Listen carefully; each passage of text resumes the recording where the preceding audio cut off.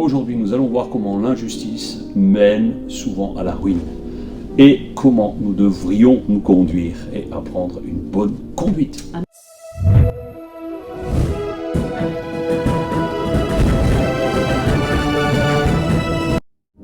Bienvenue chers amis, nous sommes heureux de vous retrouver pour ce jour 21 des proverbes, de ce défi qui est devant nous et nous nous réjouissons ensemble de vous retrouver chaque matin. Comment vas-tu ma chérie? Très bien, merci, bienvenue. Très heureuse de passer ce moment avec vous. Alors on va commencer aujourd'hui donc au chapitre 21, verset 1er. Alors, le cœur du roi est comme un cours d'eau entre les mains de l'Éternel, il le dirige à son gré. Un homme croit que tout ce qu'il fait est juste, mais c'est l'Éternel qui apprécie les motivations. Lorsqu'un homme fait ce qui est juste et droit, cela fait plaisir à l'Éternel, plus que s'il lui offrait des sacrifices. Le regard hautain, le cœur orgueilleux, toute la vie des méchants n'est que péché. Les projets d'un homme actif sont profitables, mais agir avec précipitation, c'est courir vers le dénuement. Nous voyons que le cœur du roi est comme un fleuve en fait qui lui-même est soumis à Dieu. Et nous voyons que la souveraineté de Dieu descend en fait jusque dans le cœur du roi, dans le cœur des dirigeants. Et moi ce que je comprends c'est que Dieu utilise en fait des hommes pour faire valoir sa loi. Oui. Et tant que le roi marche dans les voies de Dieu, tout va bien pour le peuple. Donc en fait c'est ce que je comprends, c'est que nous sommes soumis au roi des rois, mais le roi lui-même. Et en fait, nous voyons aussi que ceci confirme l'affirmation des prophètes, parce que c'est l'Éternel qui valide ce qui est juste. Oui, exact. C'est pas l'homme, c'est pas nous qui décidons ce qui est juste, ce qui n'est pas juste. Dieu est celui qui valide les projets et celui qui valide toutes choses pour que nous puissions vivre en paix. C'est l'Éternel et non nous-mêmes. Une fois de plus, qu'il ne faut pas se précipiter. Être actif, c'est bien, c'est profitable, Ouais. mais agir avec précipitation nous amène à courir vers le dénuement. Ouais. Donc, qui dit précipitation dit réflexion. Sans réfléchir, Voilà. Des gens qui sautent sur tout ce qui bouge et ne réfléchissent qu'après coup. Et ceci nous amène bien forcément à la ruine. Et moi ça me parle aussi dans le sens, dans ce que nous venons de lire, que eh bien, nous ne devons pas nous sentir finalement supérieurs au-dessus des autres. Oui, oui. J'aime bien ce passage de Philippiens, dans Philippiens 2.3, qui nous dit que nous devons considérer les autres comme étant au-dessus de nous-mêmes et considérer les intérêts également des autres. On va continuer. Alors, nous poursuivons la lecture au verset 6. S'enrichir par le mensonge, c'est obtenir une vapeur fugitive qui mène à la mort. Lorsqu'ils n'ont pas voulu faire ce qui est droit, les méchants sont emportés par la ruine. La conduite coupable est tortueuse, mais l'homme intègre agit avec droiture. Mieux vaut habiter dans un coin sur un toit de terrasse en terrasse que de partager la maison d'une femme querelleuse. Le méchant aspire à faire du mal, même son ami ne trouve pas grâce à ses yeux. Quand le châtiment atteint le moqueur, même le stupide en devient sage. Et quand on instruit le sage, il acquiert de la connaissance. Eh bien, nous voyons ici justement ce que j'avais annoncé dès le départ, que l'injustice, la méchanceté, le mensonge, eh bien, amène à la ruine. Nous devons nous garder de ces choses. Toute la méchanceté qui est parfois dans les gens, on se pose parfois la question, mais pourquoi tant de méchanceté, tant de problèmes qui sont autour de nous, des mensonges. Les gens qui sont dans ces situations ne se rendent même pas compte finalement que ça les mène eux-mêmes à leur propre ruine. Oui, tout à fait. Et en fait, ça parle du manque d'intégrité, ça parle de la parole fausse. Vous vous rappelez, quand on fait des clins d'œil ou on donne des petits coups et pour tromper quelqu'un, eh bien ça c'est de la méchanceté. Et à nouveau, il nous rappelle, comme hier, que la femme querelleuse sur le coin d'un toit, en fait, vaut mieux habiter finalement sur le coin d'un toit. En fait, sur le coin d'un toit, au temps de la Bible, les toits étaient plats sur les maisons. Et en fait, il y avait parfois dans le recoin une petite cabane, peut-être c'était pour un gardien, c'était pour un membre de la famille éloigné ou pour le voyageur qui passait.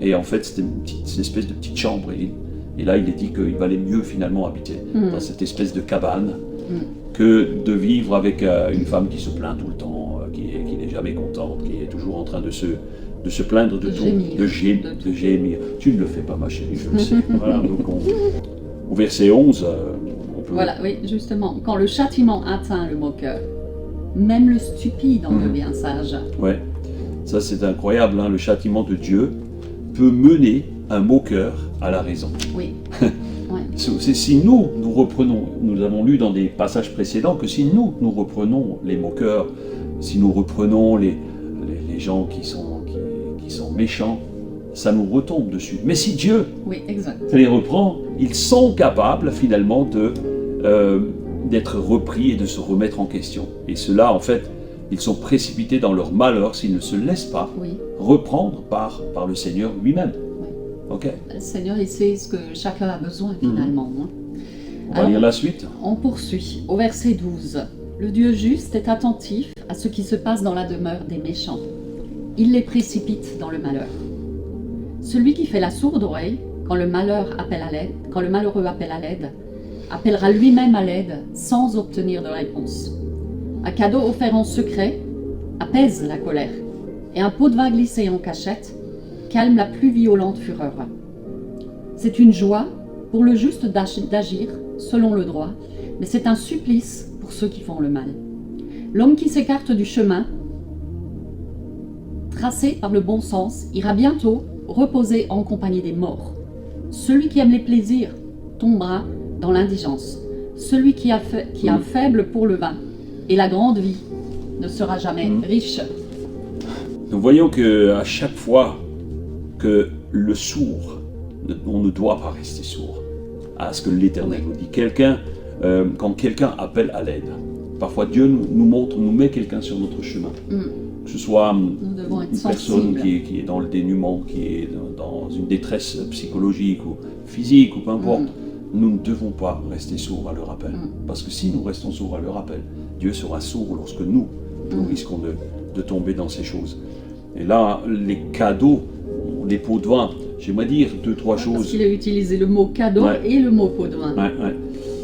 Donc de toute manière, les pots de vin, ça sent ça ne sent pas trop la légalité. Hein. Mais donc, un cadeau. Mais un cadeau, c'est autre chose. Et effectivement, il y a une différence entre faire plaisir à quelqu'un pour le remercier, pour honorer, et une différence. Moi, je mettrais l'idée du cadeau, quelque chose qui est un présent pour remercier, pour honorer. Tandis qu'un pot de vin est là pour en tirer un profit. Pour tirer un profit, pour soudoyer. Plutôt pour soudoyer. Donc ne pas soudoyer quelqu'un. À nouveau, nous voyons que le verset 17 nous parle de vivre une bonne vie, une bonne conduite. Et que la débauche, ça peut être la débauche sexuelle, ça peut être la débauche dans l'alcoolisme, dans les fêtes, la gloutonnerie aussi, eh bien mène à la ruine. Mes amis, il ne doit pas en être ainsi au milieu de nous. Toi qui entends, qui lis ces proverbes, tiens compte de cela, parce que cela va mener simplement, il est dit, à l'indigence. Oui, exact. La pauvreté, l'indigence, c'est la pauvreté. Gardez-vous de toutes ces choses. Une bonne conduite mène à la gloire. Et ce qui ne veut pas dire, à un moment donné, il est dit, celui qui a faible pour le vin et la grande vie ne sera jamais riche. Ça ne veut pas dire qu'on ne peut pas avoir de plaisir dans la vie. C'est ça. C'est l'excès qui est mauvais.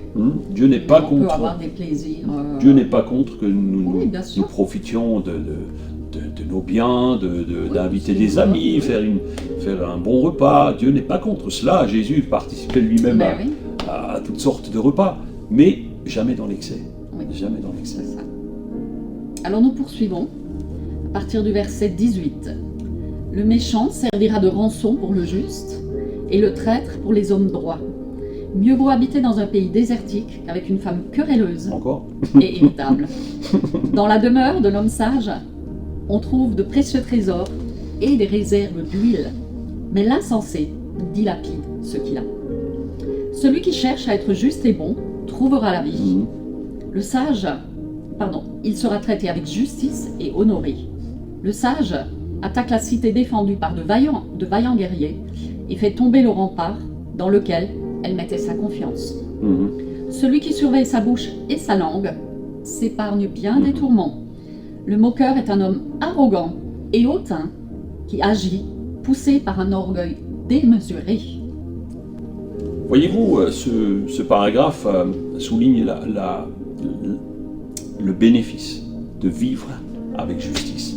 Parce qu'il va vous donner de l'assurance, il va vous donner la paix, il va vous apporter aussi des joies. Nous voyons parfois des gens qui sont dans des problèmes. Et ce n'est pas une critique, mais nous voyons des gens qui sont dans des problèmes récurrents. Je ne dis pas que nous ne pouvons pas en avoir, nous-mêmes nous avons eu des problèmes et on en a encore. Oui, oui. Mais il y a des gens qui sont systématiquement, ils ont des problèmes de ci, de ça, et ne tirent pas des leçons de ce qu'ils ont appris. Des erreurs aussi. Et de leurs erreurs, et finalement ils continuent. Et nous connaissons plusieurs au milieu de nous qui étaient dans des problèmes, et Dieu les a transformés, changés. Parce qu'ils ont appris aussi de leurs erreurs. Ils ont appris de leurs erreurs. Ils ont appris de leurs erreurs, ils ont reçu le conseil, Oui. et ils se sont laissés façonner quelque part par le Seigneur, puisque c'est lui le Et par potier. les conseillers aussi, aussi, parfois, que nous Oui. sommes, ou Ou d'autres d'autres, oui, personnes. oui, Donc oui. c'est important de recevoir les conseils. Mm. On va à la suite. Donc à partir du verset 25, les désirs du paresseux le feront mourir, car il refuse de travailler des mains. Tout le long du jour, il est en proie à la convoitise, alors que le juste donne sans retenir. Le sacrifice des méchants est une horreur, surtout quand il l'offre avec des arrière-pensées criminelles. C'est fort. Le témoin mensonger périra, mais l'homme qui sait écouter aura toujours le droit de parler. Le méchant se donne un air assuré, alors que l'homme droit veille sur sa conduite. Face à l'Éternel, il n'y a ni sagesse, ni intelligence, ni conseil qui tiennent. Vous pouvez harnacher le cheval pour le jour du combat, mais la victoire dépend de l'Éternel. Toujours. Amen. Amen. Veillons sur notre conduite, Oui. en toutes circonstances. C'est ce qui nous amènera à nous sortir des situations. Les proverbes sont donnés pour que nous devenions sages. Oui. Nous en avons lu, je crois, 9. Et Parler souvent de les mêmes sagesse. choses reviennent. Et Ça même- montre l'importance. Si le roi Salomon martèle ici sans arrêt les choses, c'est de l'expérience, de son vécu, mais aussi du vécu des gens qu'il recevait. Salomon, on venait le voir de très loin pour recevoir son conseil. Ouais. Et les gens qui venaient appliquaient ses conseils. Et donc il martelait sans arrêt, attention, ne fais pas ci, si tu ne veux pas tomber dans la ruine, confie-toi en l'Éternel. Et en fait, nous voyons que la convoitise amène à des projets qui ont pour objet souvent des mauvaises motivations. Il est même parlé d'arrière-pensée criminelle. Criminel, terrible, c'est même fort. C'est pas juste une C'est fort. mauvaise motivation, mais souvent nous en arrivons à des situations où à cause d'une mauvaise motivation, nous prenons des décisions qui nous amènent à une ruine certaine. Oui. Soit moi-même je dois faire mon mea culpa, j'ai pris des décisions d'ordre financier ou de choix, pas forcément par une motivation qui était excellente. Je ne vais pas vous donner des détails, ce n'était pas non plus, mais voilà, nous prenons des mauvaises décisions et nous avons les conséquences. Oui. D'ailleurs, le verset 33, pour conclure, nous le dit, il ne sert à rien de harnacher. Vous savez, harnacher un cheval au Moyen-Âge, c'était au temps de la Bible, hein, les chevaux étaient parés, on les habillait avec toutes sortes de choses pour aller à la bataille. Et en fait, il ne sert à rien d'harnacher ton cheval, De préparer de pour le jour du combat. tout bien préparer, même tu te prépares toi, si tu n'as pas les bonnes armes. Et les bonnes armes, c'est les armes de Dieu, mes amis. Amen. C'est les armes que Dieu donne. Parce que Alors, la victoire dépend toujours de Dieu. la victoire dépend de Toujours. Dieu, exactement. Dieu Amen. est au contrôle. Amen. Mes amis, c'est tout pour aujourd'hui. Une fois de plus, on est au bout. Ça passe très vite. Et nous allons prier. Alléluia. Alléluia, Jésus. Oh Dieu de grâce. Seigneur, je veux vraiment te demander ton aide pour nous-mêmes et pour chacun de ceux qui entendront cette capsule. Pour que tu nous aides toujours, Seigneur, à avoir les bonnes motivations. à nous tenir dans le droit chemin, le chemin de la justice, parce que c'est ce que toi tu veux pour tes enfants. Seigneur, nous ne voulons pas nous laisser détourner à gauche ou à droite, mais nous voulons garder nos yeux toujours fixés sur toi et accomplir ce que toi tu veux, avec un cœur droit, un cœur pur, pour être une bénédiction pour les autres. Amen. Alléluia. Amen. Nous vous bénissons tellement. Oui. Et on espère que vous n'allez pas vous décourager avec tout ce que nous vous disons. Ce sont des paroles de bénédiction, mes amis, n'oubliez pas. Recevez la bénédiction, Recevez la bénédiction. Seigneur. Recevez les encouragements, parce que je reste persuadée que si ces proverbes sont là dans la Bible, c'est pour être un encouragement pour le lecteur. Chaque jour, fais de ton mieux. Voilà. Allez. À bientôt. Prenez soin de vous. Prenez soin de votre âme et excellente journée à vous. Excellente journée. Soyez dans la On vous paix et aime. la joie. À demain. Bye.